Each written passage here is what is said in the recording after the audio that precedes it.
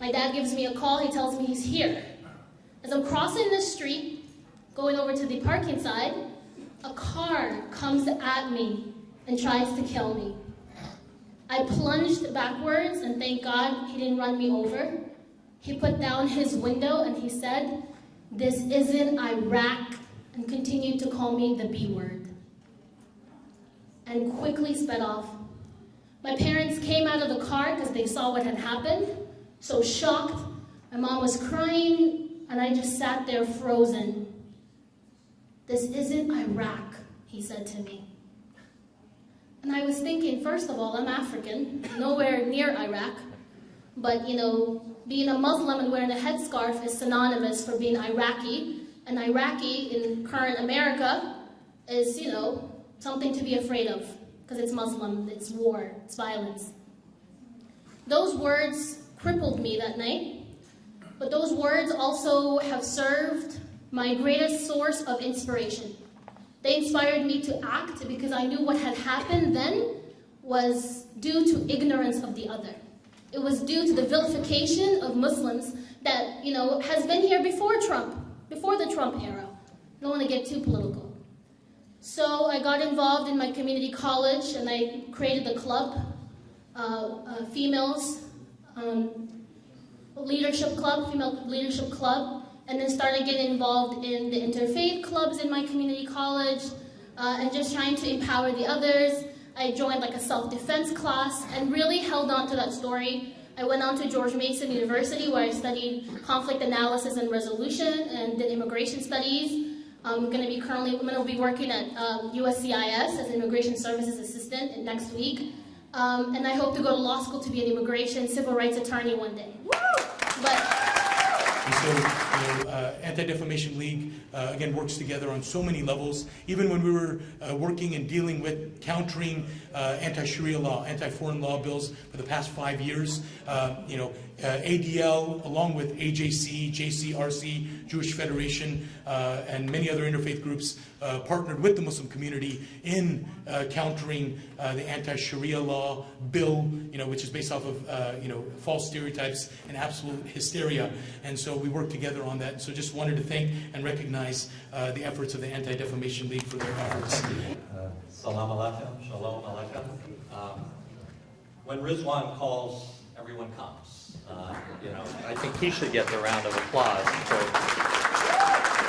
all the activism he does every day. And I don't know if I have the standing to do this, but I'd like to nominate him as a Muslim saint.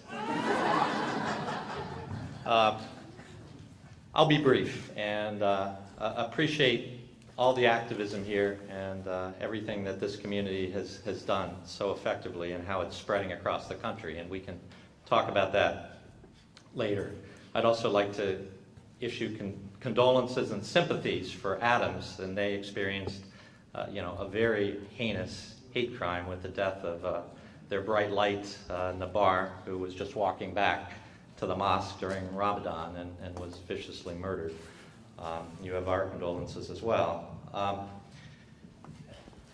These ideas are not new, and there's a famous quote that you've probably all heard, but since we have some younger people and a diverse community here, Martin Niemeyer was a Protestant pastor and foe of Adolf Hitler in Nazi Germany.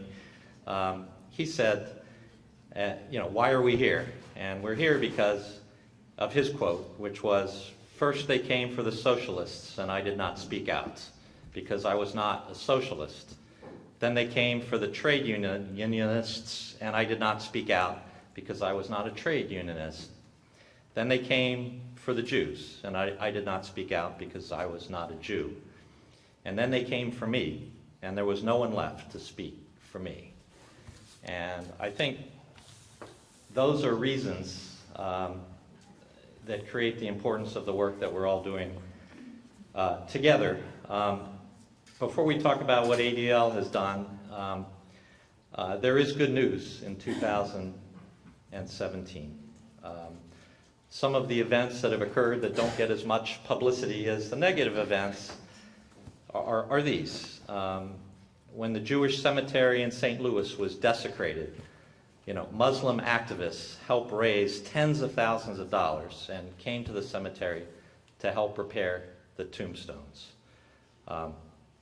Holocaust Remembrance Day this year, there were many stories of Muslims who risked their lives to rescue Jews in the most desperate times during the Holocaust.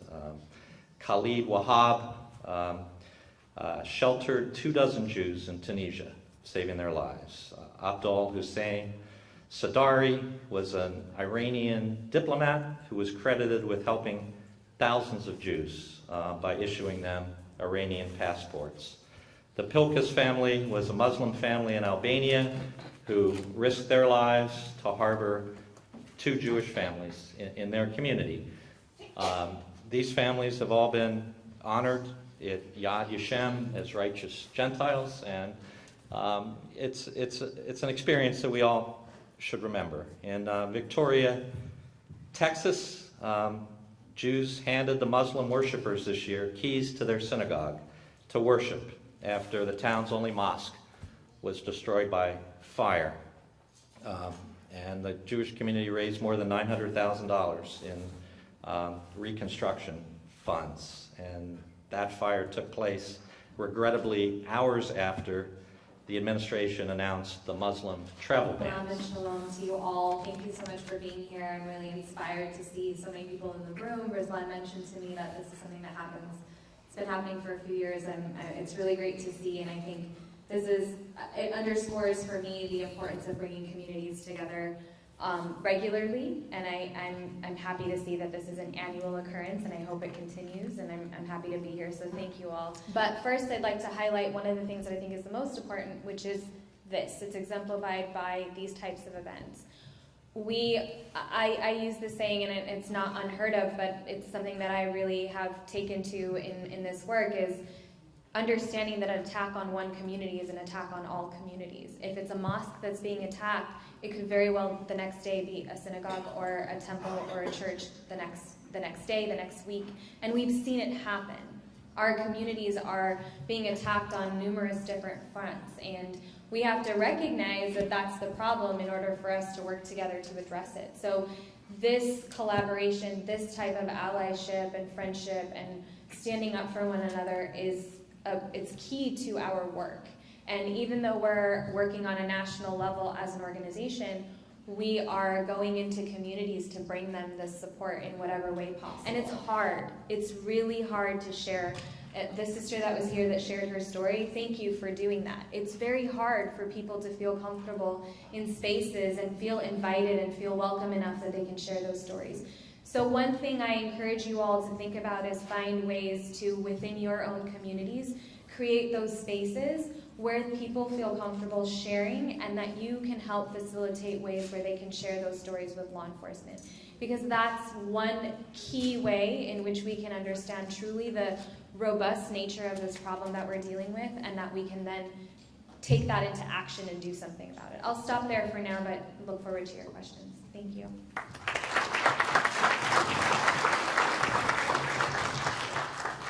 Good afternoon, everybody. Thank you so much for having me here.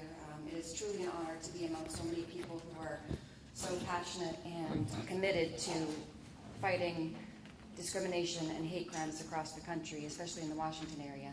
And thank you both for your encouraging words and for emphasizing how important it is for law enforcement and the community to have a good partnership.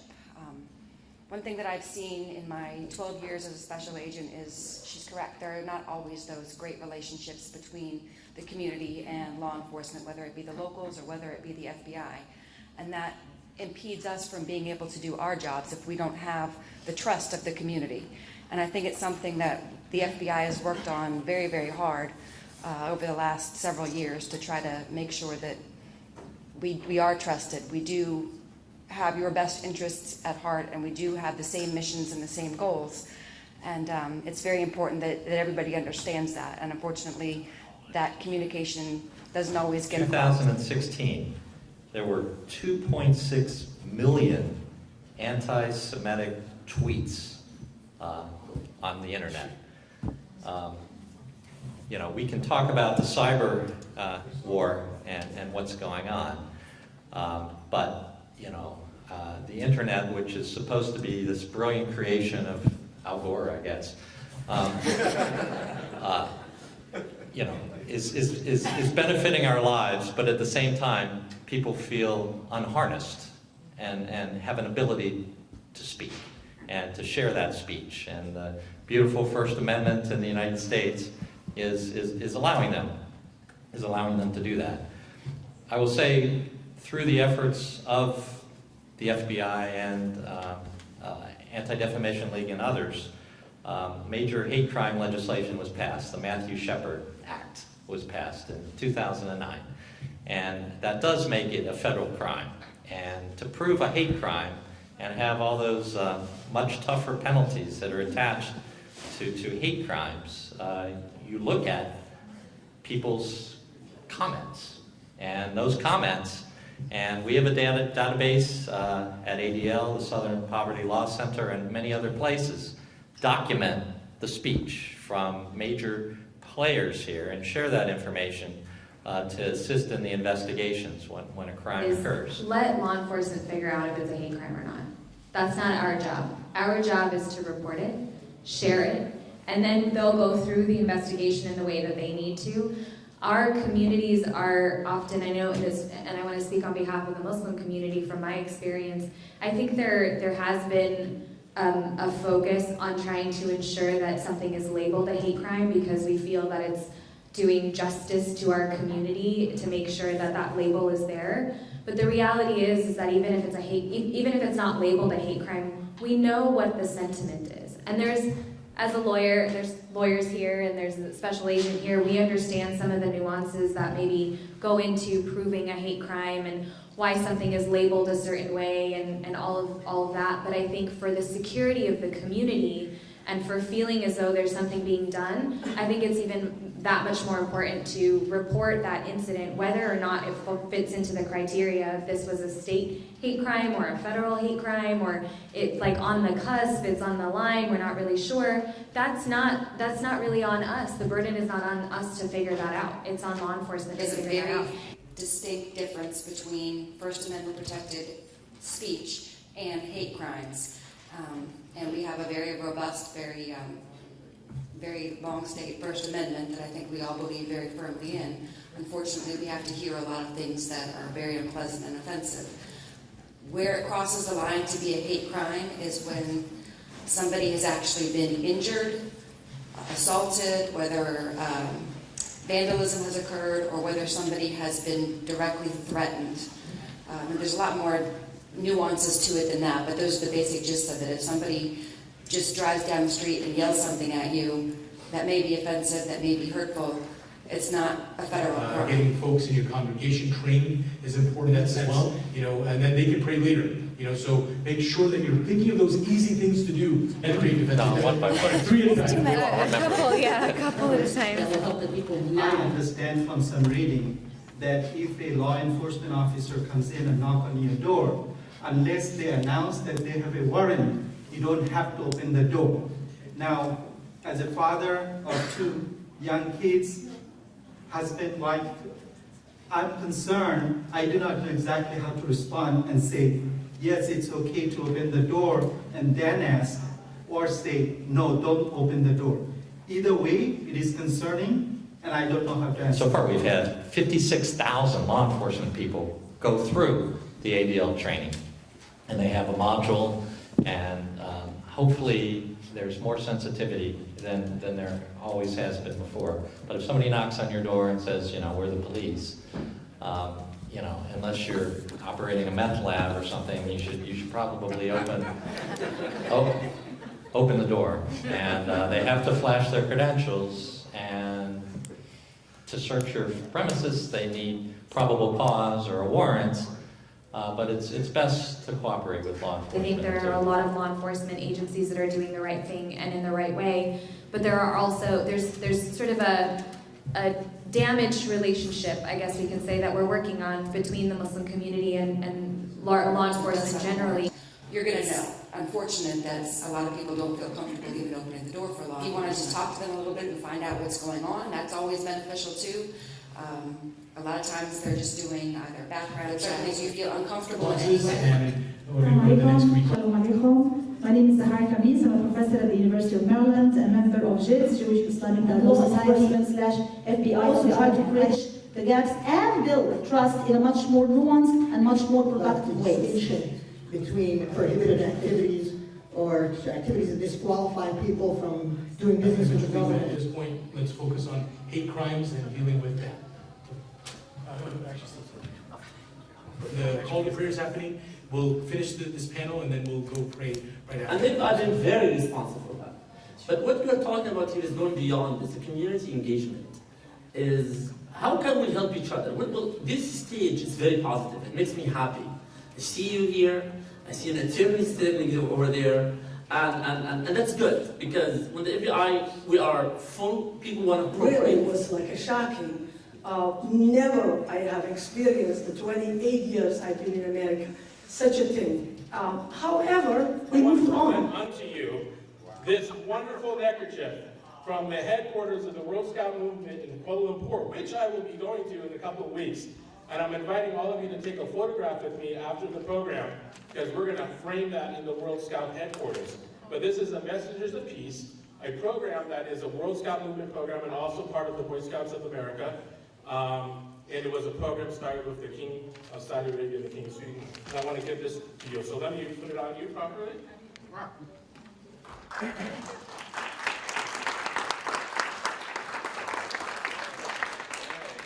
And once you have a neckerchief on, you're actually in uniform here that the Islamic Center of Northern Virginia, it really truly welcomes all of you, all people of all faiths, all persuasions. We are a welcoming community, and I really appreciate all of you being here. Please give us feedback. Over there, I'm going to talk about how important interfaith work is, and give the example of Reproductive Shalom and all the work what we have been doing. I don't want to take any time. I want to say thank you. My apologies that I have to leave. Thanks. Thank you. So Dr. Chaudhry is exemplary. We're here today to be active in doing all of these wonderful interfaith initiatives. And so Dr. Chaudhry has been one of the greatest humanitarians, allowing us to use his wonderful home for many, many different interfaith events and also for charitable organizations. And so as a model of what we aspire to be, thank you so much, Dr. Chaudhry. I'm here because I want to express my solidarity with my Muslim brothers and sisters, and also work together with my Jewish brothers and sisters and our allies in this community. This is the nation's capital area, and it's very important that we express this solidarity and we figure out ways of working together. These are two action and response initiatives that came out of previous summits. This is our fourth summit, so out of our second and third summits that are now in high gear and making a positive difference for Muslim people, Jewish people, and actually really everyone in the greater Washington area. The first is Jews and Muslims acting together, Jamaat, Jews and Muslims acting together, which will be introduced by Mr. Dan Spiro of the Jewish Islamic Dialogue Society of Washington, JIDS. And the other is the Washington Interfaith Response and Outreach Coalition. Washington Interfaith Response and Outreach Coalition, YROC, or We Rock. Did we decide it's the YROC or We Rock? YROC, okay. I know Imam Johari was big on We Rock, so anyway, don't offend anyone. And he'll be come up here in just a minute as well. Dan Spiro, Jewish Islamic Dialogue Society of Washington. Dan.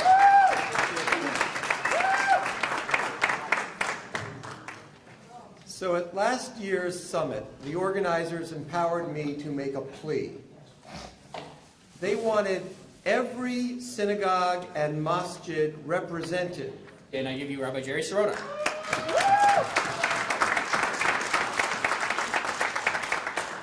WIROC stands for Washington Interfaith Response and Outreach Coalition. It is a project of the Interfaith Conference of Metropolitan Washington, which has been around since 1978. The Interfaith Conference is in its 40th year. There are two elements. That's why it's response and outreach. Response is we pledge our best efforts to respond to any act of bigotry directed at any religious institution in this community and individuals. Charles, he's with GeoTrees.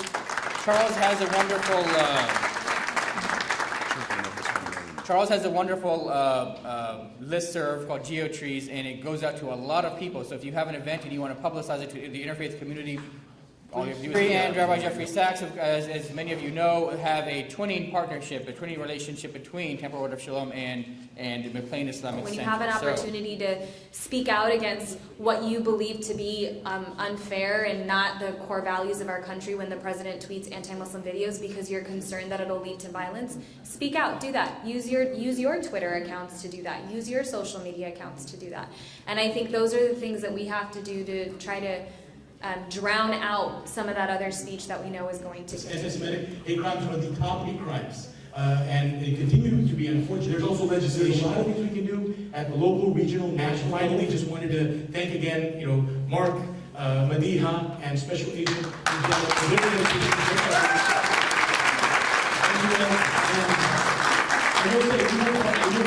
I am chastened by the number of people who are here today, but I think it's very important not to make this a one-day-a-year exercise, and a lot will depend on the number of rabbis and the number of imams who are willing to form twinning relationships between one congregation and another congregation. I think the message from the communities to convey, as was expressed here in this amazing assembly here, is that you can't treat us like that. We're all Americans, and dividing the country is pushing the country backwards, and none of these groups are willing to let that happen.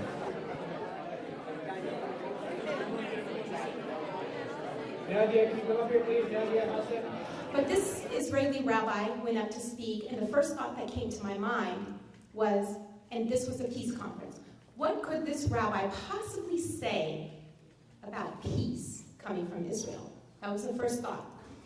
And the reason why I thought that is because right now I am dealing with an issue amongst leadership where the silence of the leaders, and I'm talking about my own community, it's deafening. So anyone who stands for peace but doesn't stand up to speak out against injustices that are being created against any human body of people, to me is a great injustice. So that was the thought. He went up and he started speaking, and I was flabbergasted by what he was talking about. I was so enamored, I couldn't believe the work he was doing in Israel. So during the next 10 minutes, we're going to share with you what we're calling exemplars of activism in Muslim-Jewish relations. These are ongoing initiatives that over the last 12 months and sometimes more have borne fruit and are serving to strengthen ties of communication and cooperation between Muslims, Jews, and interfaith allies. Interfaith Action for Human Rights is a regional group of people of faith from Maryland, the District, and Virginia. Our two main issues is to end the abuse of solitary confinement in prisons and to counter anti-Islamic Someone who looks like me. Most people really don't expect me to be Muslim. So when they find out that I'm Muslim, right after I've said, like, Merry Christmas or Happy Hanukkah, they say, well, do you people celebrate that?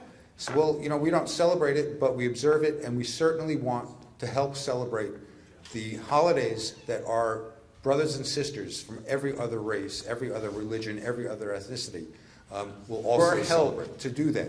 And we need it in two different ways. If we put it onto national TV. 500 people. We're going to have millions of people looking at us who are Christian, Jewish, African American. The copy of that sign-up sheet. And it looks like I've taken exactly 23 Muslim seconds.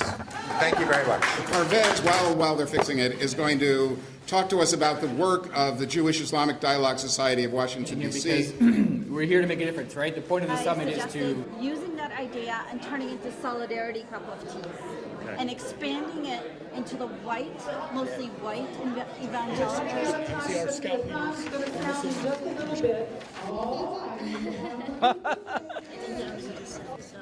I like that idea of some sort of social action. Those people then can talk. We get to know each other. No, you can just feel it in the back.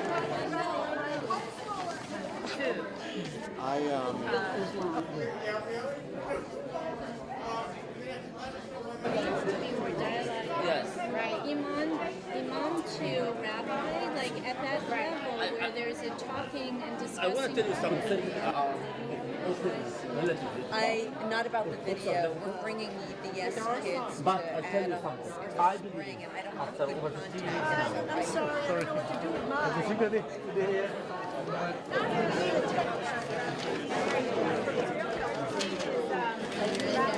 Taking an initiative that you like, please do so now. Stand up and say what's happening. You can't pretend like, everything is like there's no injustice here. You don't have to pre-qualify to make it. It's so simple. Like all of our religions teach, one for the other what you want. Family is family. If Adam and Eve family, then we're all family. We're all cousins, right? So we want for all our children, our global children, the same thing. But I think it's counterproductive. But that's not the issue. The issue is, do I have a right to discuss this with you right now without the governor of Maryland coming and saying, I heard that you're no longer eligible to teach at the University of Maryland? Oh, the white moon rose over us from the valley of Wada, and we owe it to show gratefulness for the call is to Allah, for the call is to Allah.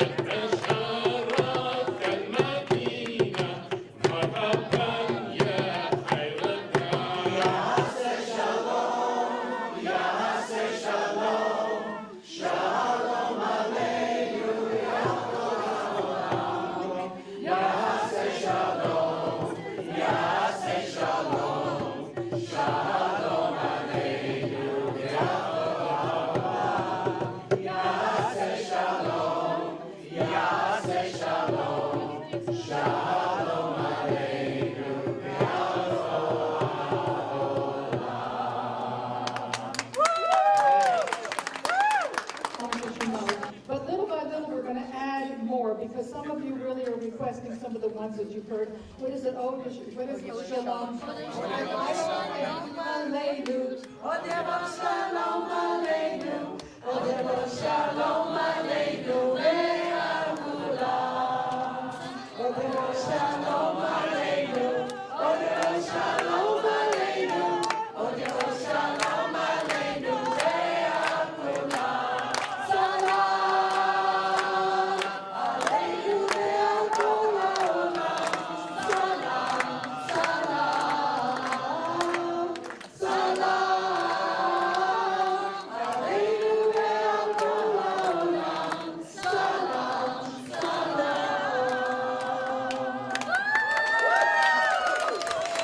Okay, and the last song of the day, I just don't know if you can remember these lyrics.